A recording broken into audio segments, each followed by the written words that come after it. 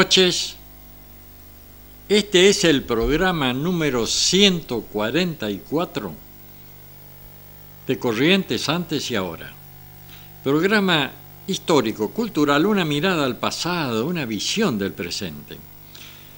Programa de 1 hora de duración, se transmite por Canal 4 Cable Tel Mercedes Corrientes los días martes de 21 a 22 horas. Se reitera miércoles, luego del informativo de este canal, y luego se lo carga en YouTube. Estas historias son verídicas, las que viví y reviví en mis largas travesías por los campos correntinos. Otras que escuché de personas que las protagonizaron, donde se reflejan fielmente, sin aditamentos políticos, religiosos o sociales, a los hombres y mujeres productos de la tierra correntina, las empresas, grandes y pequeñas, que empujaron la rueda del progreso. Son ellos, no otros, los protagonistas de Corrientes, antes y ahora. En este programa tienen cabida todos los temas que nos ayuden a descifrar nuestro patrimonio intangible. Agradecimiento a Griselda Montiel, a Omar Tunino Lugo, Romina Lugo y José María Calderón. A los auspiciantes que hacen posible, con su aporte, que podamos emitir este programa. También aquellos que nos hacen llegar datos, incluso hasta los que nos corrigen, para poder ir agregando todo eso a las historias que relatamos.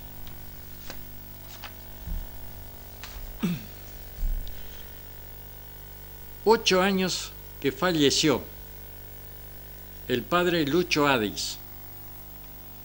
Falleció un 5 de mayo. Yo escribí sobre él y lo publiqué en este libro, Historias salvajes de mi corriente 2. Allí tengo historias, semblanza de Alberto Camino,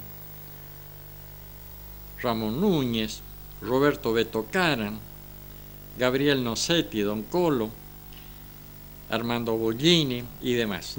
Muchas historias, y esto lo presenté en el Consejo Deliberante de la ciudad de Mercedes hace ya muchos años, y estuvo colmado el Consejo Deliberante. Ahí estoy entonces en la foto con el padre Luis María Lucho Adis. Sacerdote de la parroquia de la ciudad de Mercedes Corrientes por más de 25 años, un cuarto de siglo. Falleció un 5 de mayo de 2017. Dejó un vacío imposible de llenar. Dejó un lleno imposible de vaciar. Ya no está físicamente en el altar de la iglesia Nuestra Señora de las Mercedes, su parroquia, dando misa o cumpliendo tareas pastorales, difundiendo el Evangelio con claridad a los fieles que lo escuchaban, con atención y tensión. Las palabras de Lucho, esclarecedoras, llegaban a lo más profundo del espíritu de los que asistían a la misa. Una celebración sencilla, igual que su mensaje de Cristo, para ser entendido por todos. El padre Lucho, su cigarrillo y su mate y su perro Cambá, sus carcajadas espontáneas, su voz potente y su perro Cambá, que como él mismo decía, el perro más famoso del pueblo, era su compañero, su amigo, y lo seguirá siendo. Muchas obras a lo largo de su labor pastoral no solo se plasmaron en la parroquia, sino en toda la ciudad, en especial en los barrios más necesitados.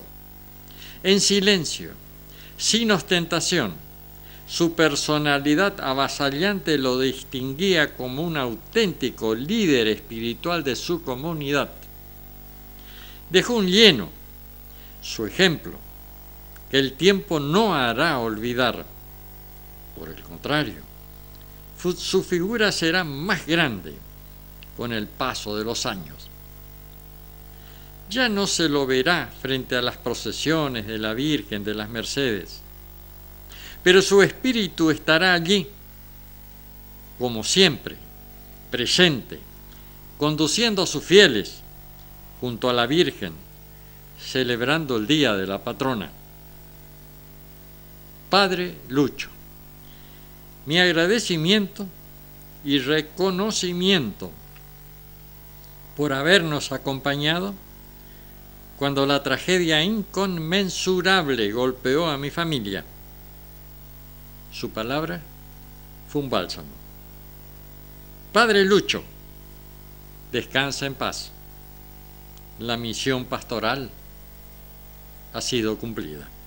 Bueno, entonces esto yo lo escribí para mi libro, y también en el mismo libro publiqué lo que escribió sobre Lucho Sergio Salas, y dice que adiós Lucho, a todos nos quedaron conversaciones pendientes con vos, preguntas que hacerte, que uno deja para algún día que nunca llega, desacuerdos sin encauzar, heridas que no cicatrizaban, proyectos que jamás se concretaron. Tu obra estuvo a la altura de tus ideales. Fue difícil, hubo obstáculos, incrédulos, aduladores, criticones, herencistas, pero también tuvo sus recompensas y otros las continuarán con el mismo ahínco, como sucede con los transformadores, los líderes, los que señalan el camino por donde la sociedad puede renacer. Bueno, esto es una partecita entonces de lo que escribió sobre el Lucho Adis, Sergio Salas. Bueno, y esto, como dije, lo reitero, lo publiqué en mi libro Historias salvajes de mi Corrientes, que esto lo presenté en el Consejo Deliberante, donde hubo muchísima gente. Tenemos un video por ahí filmado, una filmación que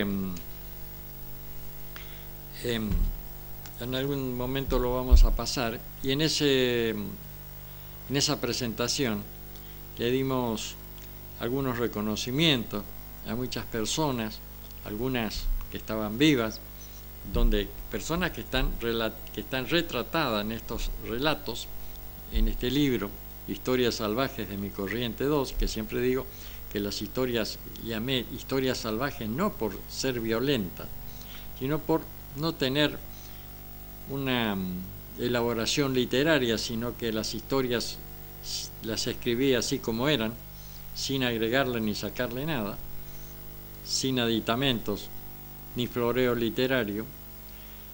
Entonces le dimos esa noche, junto con Anita, la directora de Cultura del gobierno municipal, le dimos algunos reconocimientos a varias personas, reitero, algunas ya fallecidas en ese momento y otras que todavía felizmente estaban vivas. Lucho Adis, 8 años fallecido, un 5 de mayo, y murió con las botas puestas, como se dice a los generales que mueren en el campo de batalla. Él murió trabajando en su iglesia. Recuerdo que estuvo internado, luego me comentaron, esto a mí no me consta, pero comentaron que él quiso salir, y bueno, le dijeron, le damos el alta, pero no el alta del todo, sino te va y hace reposo, tiene que hacer unos cuantos días de reposo. Bueno, no hizo reposo, no siguió la orden del médico. Él siguió conduciendo y estando en su iglesia, y allí entonces su enfermedad se agravó y rápidamente falleció. Entonces decimos que murió con la sotana puesta. Padre Lucho Adi, 25 años estuvo de líder espiritual en Mercedes Corrientes. Ahora vamos, hace poquito nomás, se terminó la fiesta del surubí, la pesca del surubí, una grandísima fiesta en Goya, sobre el río Paraná. 200 lanchas creo que es lo que participaron o más. Una grandísima fiesta que se hace entonces en la ciudad de Goya y atrae muchísimas personas. Dicen que la largada de las lanchas es un espectáculo extraordinario, muy incluso parecido a las largadas que hacen en los autos en Fórmula 1, las máquinas en Fórmula 1. Ese ruido ensordecedor, estremecedor de las lanchas, de los autos, cuando largan entonces para ir a cuando se comienza la fiesta del surubí. El surubí es un pez nativo de América del Sur que cuenta con 2 especies: el surubí manchado o pintado y el surubí atigrado.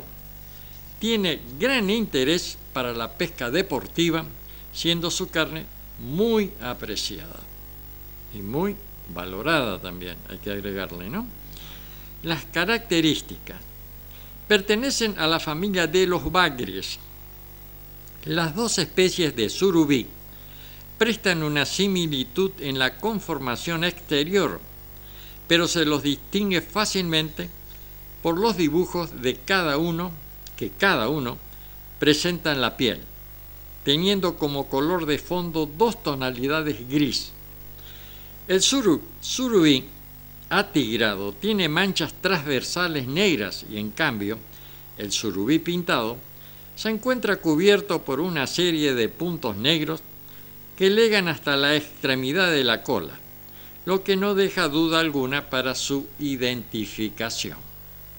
Es un pez robusto, cilíndrico, de escasa altura, cabeza grande, deprimida, especialmente en el hocico.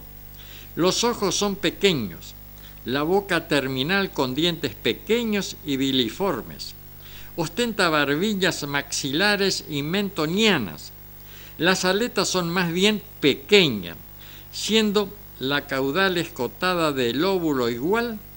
Es un pez de gran porte, llegando a superar los 170 centímetros de longitud, es decir, más de 1,5 metros, y un total de 50 kilos de peso. Recientemente alguien publicó una foto con un surubí que dice que pesaba 80 kilos, no sé.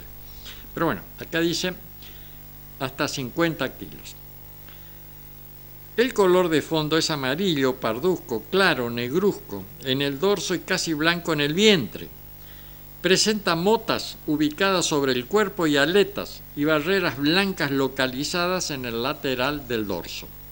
El cuerpo es largo y delgado, cabeza grande, deprimida. La diferencia más perceptible a simple vista está en la boca, lo que presenta un ligero pronunciamiento del labio superior. En cambio, en el anterior, surubí pintado, la boca es casi terminal. La talla máxima entonces ronda 125 centímetros y pesa es un poco menos, hasta 30 kilos. Es de color pardo oliva, 13 a 14 bandas transversales oscuras que llegan hasta el vientre. La parte inferior del flanco y el vientre es de color blanco, con escasas manchas oscuras. Aletas pardas, claras, con manchas oscuras y redondas. El hábitat, ¿dónde vive este bicho? Es una especie migratoria frecuente de los cruces grandes y a las profundidades máximas. De noche suele introducirse en los riachos secundarios. Vive en zonas donde la corriente no es fuerte. Prefiere las calles o corredores donde puede obtener la comida, como así también los beriles, como se conoce la zona próxima a los grandes desniveles que presenta el fondo de los ríos. En América, la distribución, ¿dónde está? En América del Sur se extiende desde Venezuela hasta el Río de la Plata. Abarcando el centro-oeste de Brasil, algunos ríos se encuentran son el Paraná, el Uruguay, el Paraguay, el río Bermejo, el río Guayquiraró, el antes mencionado Río de la Plata, donde empieza a ser más común encontrarlo que tiempo atrás. Citar el río Amazonas, río en que se destaca por ser la tercera especie en cantidad de ejemplares, el surubí en el río Amazonas. Alimentación. Es una especie netamente cazadora. Para obtener su comida prefiere las horas del alba o el crepúsculo y lo hace al acecho, espera que éste pase. La confluencia de arroyos menores con una corriente principal es la zona donde se estaciona el surubí esperando su presa. Su coloración gris parduzca y las manchas de su piel hacen que tanto el pintado como el atigrado se mimeticen en el fondo de los ríos, es decir que casi no se los percibe. La vegetación y los elementos que permanecen en sus fondos, dándole una excelente cobertura táctica a la hora de cazar. Utiliza el camuflaje junto con su escasa movilidad cuando un pez pasa cerca. Le hace perder el rumbo con un golpe de cola, entonces lo chupa con su enorme boca que carece de dientes, como la de casi todos los silúridos, bagres o patíes. Solo una suerte de diente pequeño o borde óseo de su maxilar hacen las veces de piezas cortadoras. Su alimento principal constituyen los sábalos, que abundan en todos los lugares que habita el surubí, integrando su dieta también a otros peces como boga, bagres, armado, pero su voracidad lo lleva a capturar otras especies, incluyendo ranas y víboras. Cuando las aguas se enfrían, se muestra inactivo y aletargado. Su carne es muy preciada y tiene valor comercial, lo que ha llevado a realizar experiencias exitosas en convertirlo en un pez de criadero. Bueno, esto no sabía, un pez de criadero, hay criaderos de surubí. Ovípara. En cuanto a la reproducción, este pez migra buscando las aguas cálidas con la finalidad de desovar.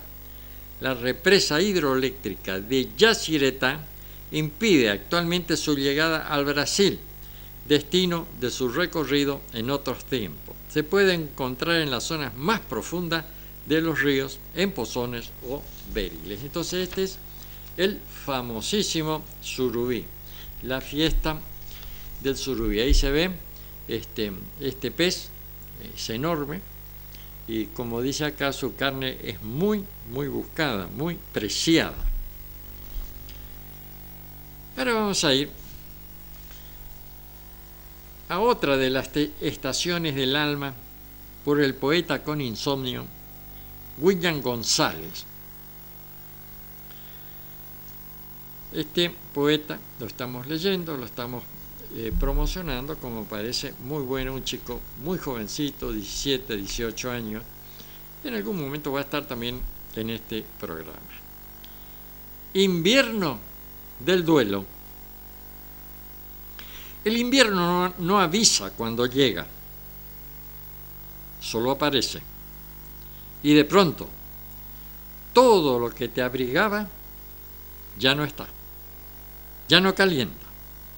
El invierno del duelo no es solo una estación, es un estado del alma, un silencio largo, un nudo en la garganta que no se deshace ni con lágrimas. Hay días en que te levantás con escarcha en el pecho,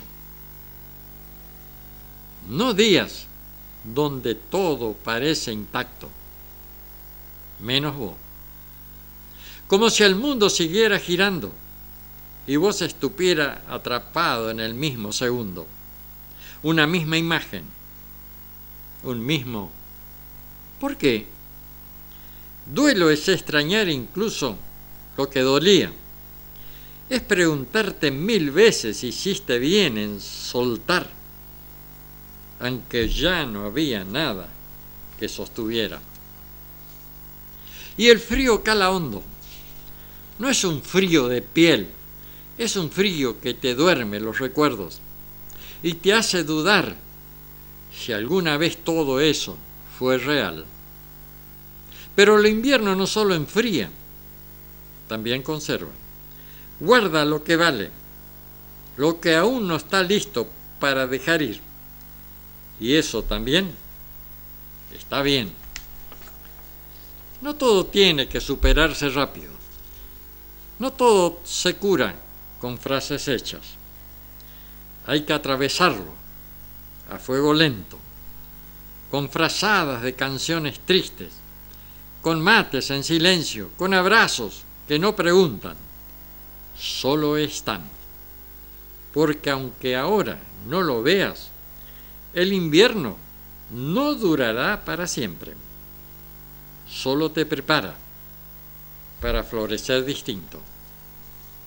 Y cuando eso pase, vas a entender que no se trataba de olvidar, sino de aprender a vivir con la ausencia, sin que pese tanto.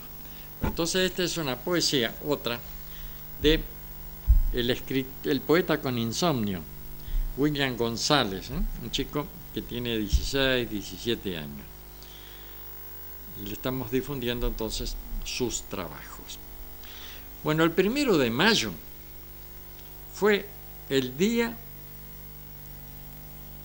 del Trabajador, pero en realidad es el Día del Trabajo. El 1 de mayo se recuerda los trágicos eventos que ocurrieron en Chicago hace más de un siglo, durante un reclamo de cientos de trabajadores que pedían la reducción de la jornada laboral a 8 horas. El Día del Trabajador o el Día del Trabajo se celebra cada año, el 1 de mayo, en la Argentina y varios países del mundo. Esta jornada rinde homenaje a las luchas por los derechos de los trabajadores y especialmente se recuerda a aquellos que sufrieron una sangrienta represión durante la masacre de la fábrica Matt Cornick, que ocurrió en el año 1886 en Estados Unidos. Es así que esa fecha propone reflexionar sobre las condiciones a las que se enfrentan todos los trabajadores y recordar la importancia del cumplimiento de sus derechos, como las jornadas de 8 horas, la formalización y los aportes jubilatorios. ¿Pero cómo se originó el Día del Trabajador? En 1886, en la ciudad de Chicago, fue el escenario de decenas de protestas por parte de los trabajadores del sector obrero, quienes exigían que se les reconozca como tal y que se mejoren sus contratos en un tiempo en que las jornadas laborales promediaban de 12 a 18 horas. Reitero, las jornadas laborales de 12 a 18 horas. Y a fines de abril comenzó a popularizarse el lema 8 horas para el trabajo, 8 horas para el sueño, 8 horas para la casa. El grupo que lideraba estos reclamos era la Noble Orden de Calle en Labor, Noble Orden de los Caballeros del Trabajo. Sin embargo, los empresarios a cargo de la fábrica ignoraban sus demandas, lo que derivó en una huelga masiva que contó con la adhesión de 5.000 trabajadores. En consecuencia, el 1 de mayo de 1886, sus empleados salieron a manifestarse a las puertas de las instalaciones. Ante esto, la empresa acudió a la policía, que reprimió con disparos, lo que provocó decenas de muertos y heridos, una tremenda masacre. Reprimió no con balas de goma, sino con balas de verdad. A pesar de la brutal respuesta de las Fuerzas Armadas, los obreros volvieron a reunirse el 2 y el 3 de mayo para luchar con sus derechos, pero se repitió la salvaje respuesta policial y sus trágicas consecuencias. Los conflictos escalaron hasta el 4 de mayo, cuando se produjo la llamada revuelta de High Market, que dejó varios muertos tanto de la policía como de los manifestantes. Además que se detuvieron a decenas de trabajadores, 5 de los cuales fueron ejecutados, es decir, fusilados, por lo que hoy se recuerda como los mártires de Chicago. Estos hechos tuvieron gran repercusión internacional y causaron múltiples cuestionamientos desde diferentes sectores de trabajo alrededor del mundo. De este modo, en 1919 se llevó a cabo la primera conferencia de la Organización Internacional del Trabajo, la OIT, la cual estableció de manera obligatoria el cumplimiento de jornadas máximas de 8 horas diarias y 48 semanales. Para esto tuvieron que morir muchos y además otros fueron fusilados. Aunque este evento marcó en materia laboral a todo el mundo, paradójicamente el Día del Trabajador no se conmemora el 1 de mayo en Canadá y Estados Unidos, si bien ambos países fueron determinantes en el reclamo que derivó en la popular fecha. Allí tienen el Labor Day, que se celebra el primer lunes de septiembre. En Argentina, la fecha fue celebrada por primera vez en 1890.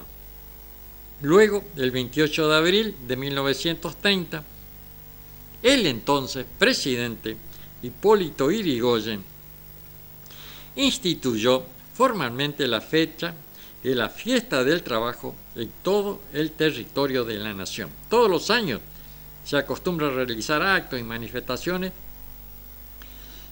que se conmemora por los derechos conseguidos por el trabajador. En una época antes era muy popular el 1 de mayo, el locro del 1 de mayo. Se sigue haciendo, pero no con la misma amplitud que antes, ¿no? En algún momento tengo escrito algo sobre los locros del 1 de mayo y me voy a referir a ellos. Ahora, teníamos también el Día de la Partera, asilo para discapacitados, pero vamos a ir ahora a un chamamé. Cuando crece el gualeguay, por Marianela Obispo. Como digo siempre, la música de este programa es seleccionada por Omar Tunino Lugo. Entonces, cuando crece el gualeguay.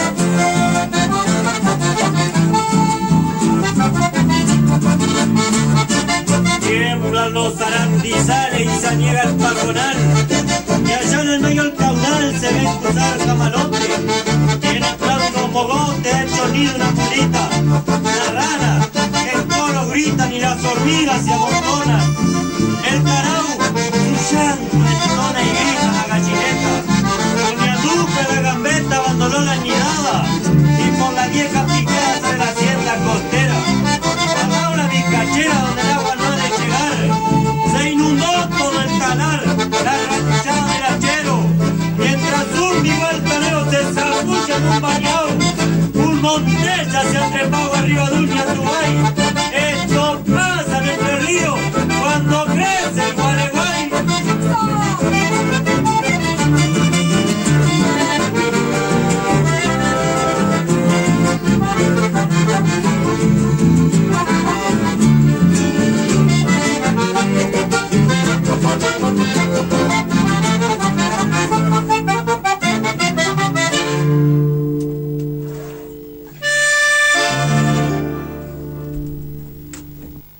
cuando crece el gualeguay, por Marianela Obispo.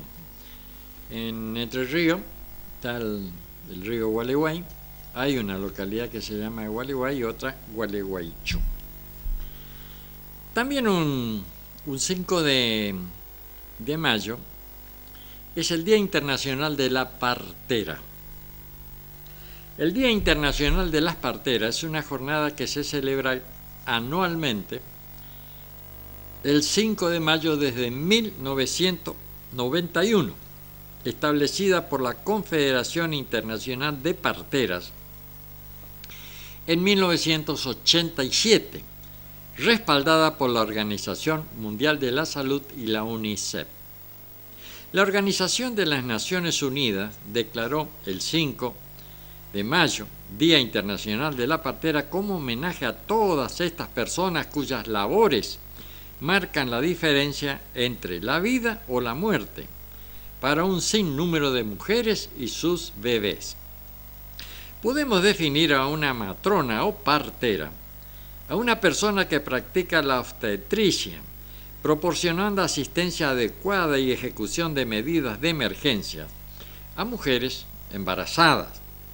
En un término usado en referencia a las mujeres y los hombres, aunque la mayoría son mujeres, además de dar atención a la mujer durante el embarazo y el parto, algunas parteras también proporcionan asesoramiento y servicios de planificación familiar, salud reproductiva y pueden realizar exámenes de detección de cáncer cervical de la mama. Dentro de la línea de conmemoración de esa fecha, desde el año 2008, el Fondo de Población de las Naciones Unidas ha trabajado con diversos gobiernos asociados y encargados de la formulación de políticas, con el firme objetivo de ayudar a crear una fuerza laboral de parteras competentes y bien formadas que cuenten con los medios necesarios para ejercer su labor en entornos de bajos recursos. De acuerdo a las cifras emitidas, se estima que 303.000 mujeres y aproximadamente 2.700.000 bebés recién nacidos murieron solo en el 2015. Se estima que 303.000 mujeres y 2.700.000 bebés murieron en el 2015. La gran mayoría perdieron la vida por complicaciones y enfermedades que pudieron haberse prevenido si hubieran recibido una atención prenatal y obstétrica adecuada, es decir, alguno de los servicios que prestan las parteras. Lo anterior, debido a que en la actualidad existen muchos desafíos para aumentar la disponibilidad del servicio de partería. A pesar de la enorme responsabilidad que asumen las parteras, en su mayoría mujeres, con frecuencias no son retribuidas de una manera justa, sufren de una baja condición social y de falta de apoyo. Los sesgos de género son uno de los desafíos más comunes que tienen que afrontar. Respecto al tema, podemos identificar que uno de los derechos humanos más básicos es asegurar que una mujer pueda tener un embarazo saludable, un parto seguro y los cuidados esenciales para un recién nacido. Es por ello que educar y capacitar a las parteras es una manera inteligente, económica y sostenible de acercarnos más al logro del acceso universal a los servicios de salud sexual y reproductiva, un objetivo crucial dentro de la Agenda 2030 para el desarrollo sostenible. Afortunadamente, hoy en día, el apoyo a los servicios de partería está creciendo. La partería es uno de los temas que más se enfatiza en la Estrategia Mundial para la Salud de la Mujer, el Niño y el Adolescente, y la Estrategia de la Salud para África, y un número cada vez mayor de gobiernos se han comprometido a invertir en la atención proporcionada por las parteras. Yo una vez, hace ya un tiempo, publiqué en lo que llamé la palabra hablada. Prefiero escucharlo, me decían la gente, y entonces, y no leerlo. Cuando yo tenía un programa de radio, escucharlo o verlo, caso acá en la televisión, y la gente quiere una comunicación más directa con el escritor, decía escuchar la voz del literato, el relato, la historia, para dar su veredicto. Entonces yo hice un trabajo, la palabra hablada, donde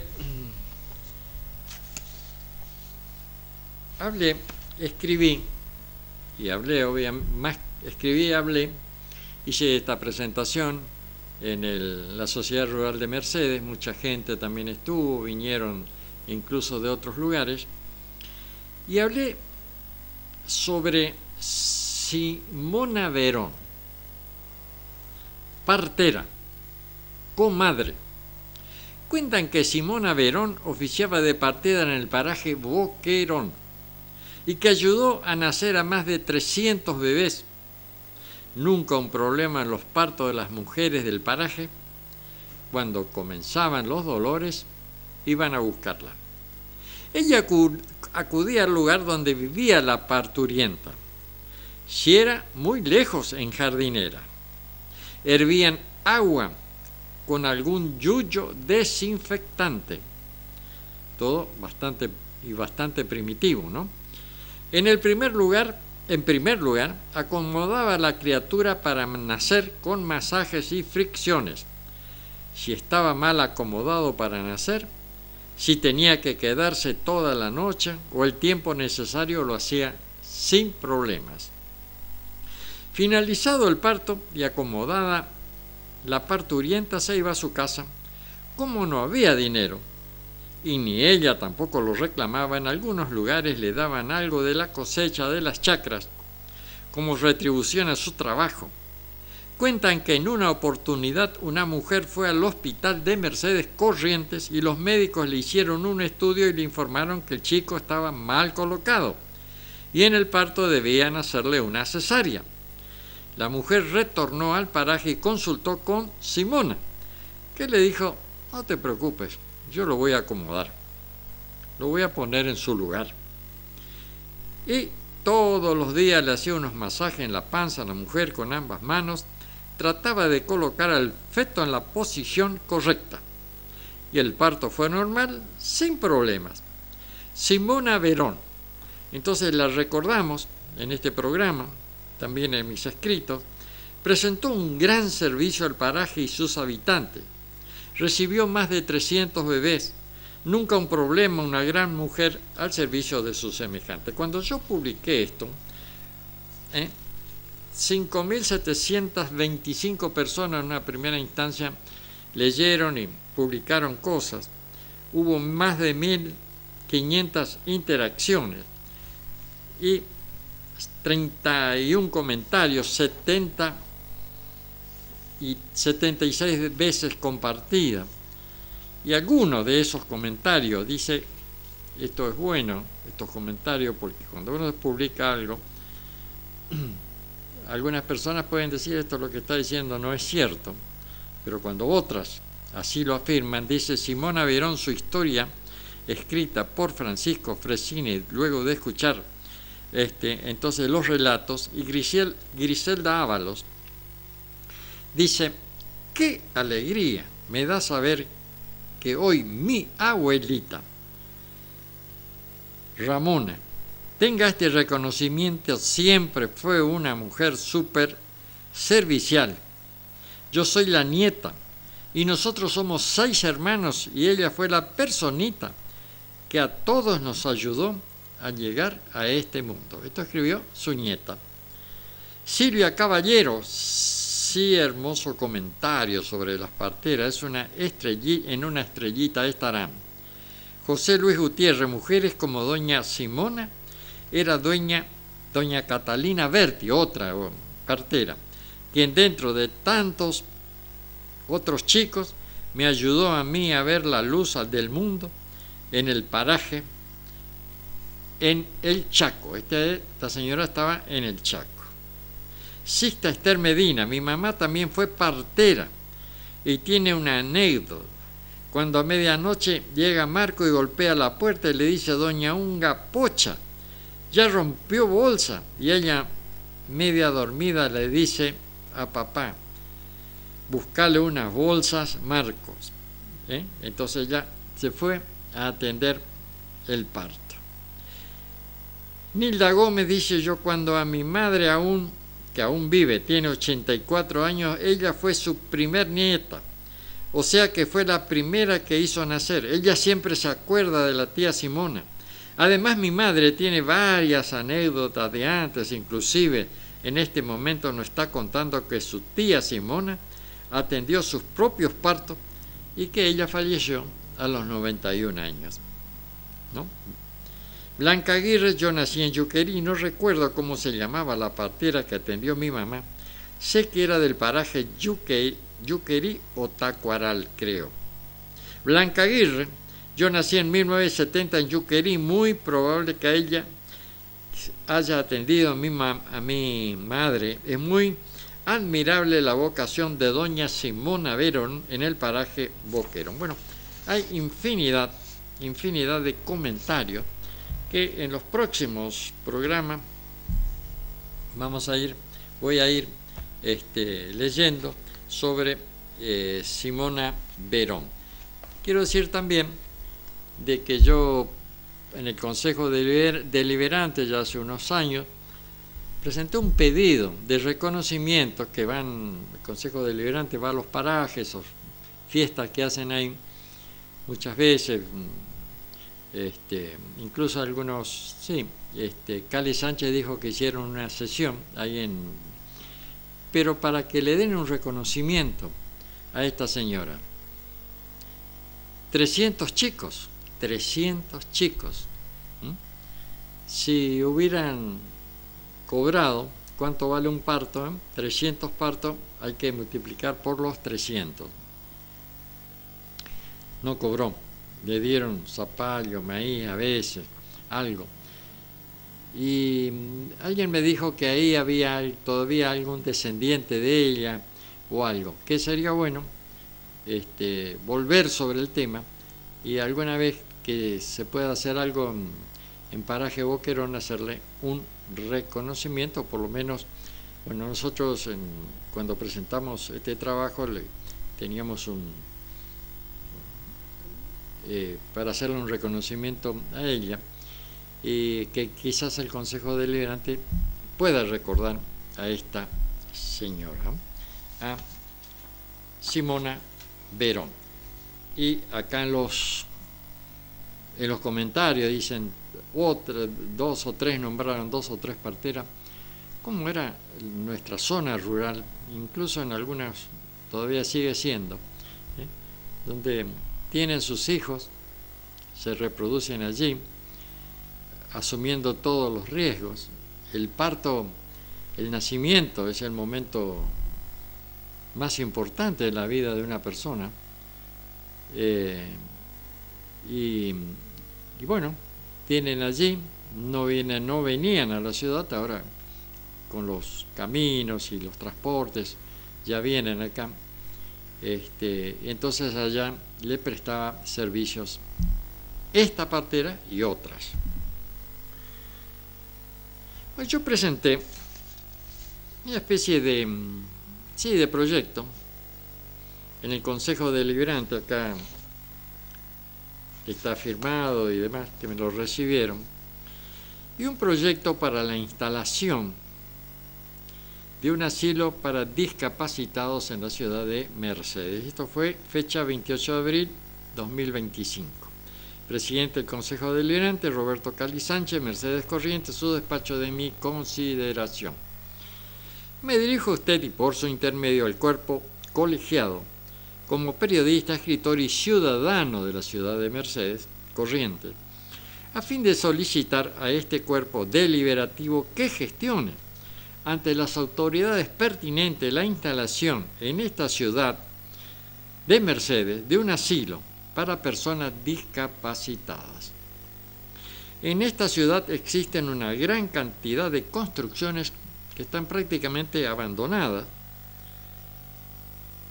y que pueden ser reacondicionadas, alguna de ellas, para albergar a personas con discapacidad de distintos tipos, cuyos familiares no pueden, o en algunos casos no desean atenderlos. El aseo obviamente debe contar con profesionales, personal capacitado para la atención de las diferentes patologías. Este asilo puede ser incluso hasta regional. Es obvio que este proyecto, como digo, puede ser enriquecido con distintos aportes que complementen esta idea inicial. Entonces, como reitero, en esta ciudad hay un hogar de ancianos que están allí por su edad avanzada y porque en sus casas ya no lo pueden tener o no tienen, o por distintos motivos. Se podría entonces hacer otro hogar para personas discapacitadas, ¿no?, de toda edad, porque muchos familiares no lo pueden tener, no lo quieren tener y no le dan una atención adecuada, tampoco deben estar medicados como corresponde. Entonces, por lo menos intentar, acá se dice que van a hacer un hospital nuevo, bueno, que lo hagan en buena hora, pero esto, reitero, hay muchos edificios, muy grandes edificios, grandes casas que están abandonadas, semi-abandonadas, no sé, por problemas de herederos o no sé por qué, que no digo que la intendencia o el gobierno, quien sea, las incaute, sino que las compre, las pague lo que valen o lo que piden, o no sé de quién serán esto, y las reacondicionen para tener entonces un servicio para personas discapacitadas. Ahora vamos a ir a la tijera vieja. Estas tijeras se usaban antes en las esquilas. Siempre lo digo, en este departamento de Mercedes, Curuzú, Paso de los Libres y otros, había muchas ovejas, muchos lanares. La lana se vendía, obviamente había que esquilarla. Había tantos lanares que rehusaban los campos, pasaban por los alambrados y andaban por las rutas, ahora como andan los carpinchos, los jabalíes, los chanchos salvajes y demás. Antes eran ovejas, al punto que cuando alguien quería comer un asado iba y buscaba un cordero de la ruta o del callejón, por eso se popularizó el cordero callejón. Bueno, muchísimas ovejas, había estancias con 20, 30.000 lanares, por ejemplo la estancia Palmita, que es la que quedaba última para las esquilas, porque primero las otras hacían las otras estancias que se repartían los esquiladores que tenían menos ovejas, había que esquilar, y luego se juntaban todos esos esquiladores en Palmita. Y se usaban estas tijeras que creo que eran de marca Solinger. El esquilador, muy bacano, una persona con mucho oficio, los mejores esquilaban hasta 110 ovejas por día y tenían una piedra ahí al lado donde estaban esquilando, y de vez en cuando le pasaban a la tijera para afilarla, para poder cortar mejor y más rápido, y había que tener mucho cuidado de no cortar la oveja, porque había también el curandero, o no sé si le llamaban el curandero o el médico, que andaba con un tarro donde había un desinfestante y él tenía un palo donde estaba atado algo de lana o un trapo. Entonces eso lo mojaba en el desinfestante y donde había una cortadura él le pasaba. Entonces, para desinfectarlo, que no se abiche. Si el tajo era muy grande y así lo meritaba, también lo cocían. Todo esto es para evitar que la oveja fuera ya al campo lastimada, porque la oveja es un animal muy, como dicen en el campo, muy infeliz, que cualquier lastimadura, algo se abicha y después ya se arruina. Por eso que cuando había esos perros mordedores que salían a morder ovejas de noche, ya directamente, aunque no las matara, las ovejas quedaban ya lisiadas.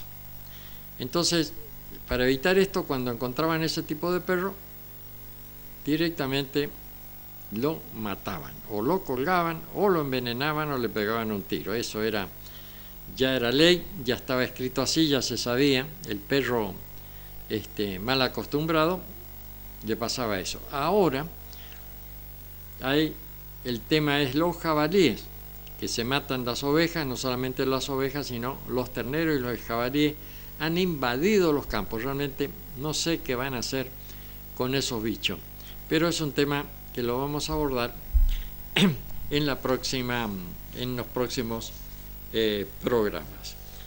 Bueno, teníamos algo más después lo vamos a abordar, el tema de las tijeras. Dice que Roberto Zamora y García y demás, pero se nos está terminando, realmente se nos terminó el programa. Entonces tenemos que ir al chamamé para despedirnos. Me lloran tus ojos negros, por González Maidana.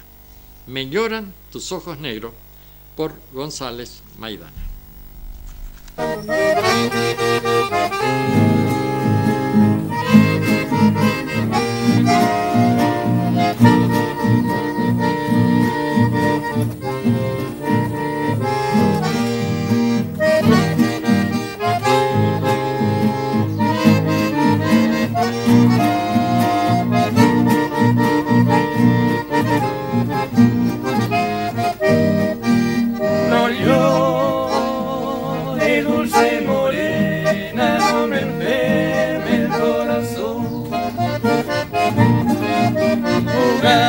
Jugaste con mi cariño y hoy me tienes compasión. Los besos que me brindaste se apagó con el dolor. Te pido que me perdones, no puedo darte mi amor. Pensé que al abandonarme nunca más volvería. Me lloran tus ojos negros que me brindo la alegría. Aléjate de mi lado, que es en vano llorar, porque ya tengo el amor que siempre supe soñar.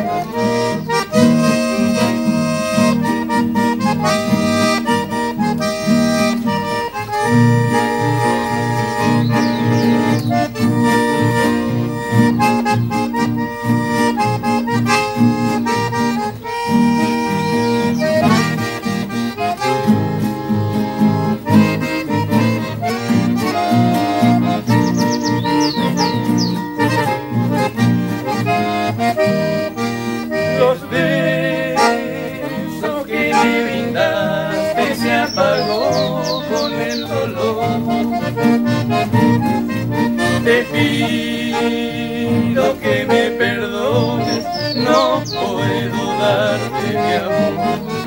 Pensé que al abandonarme nunca más volvería.